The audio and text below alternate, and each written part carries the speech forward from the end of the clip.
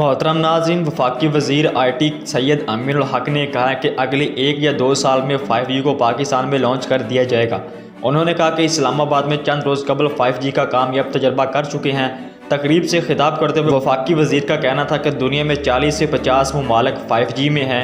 इनमें से भी चंद शहरों में ये सर्विस मौजूद है, जबकि अक्सरियत में 5G सर्विस मौजूद नहीं है।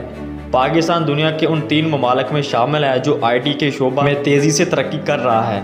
उन्होंने कहा कि मौजूदा हुकूमत ने IT के शोबा में 2 सालों में जितना काम किया है, तारीख में इसकी मिसाल नहीं मिलती।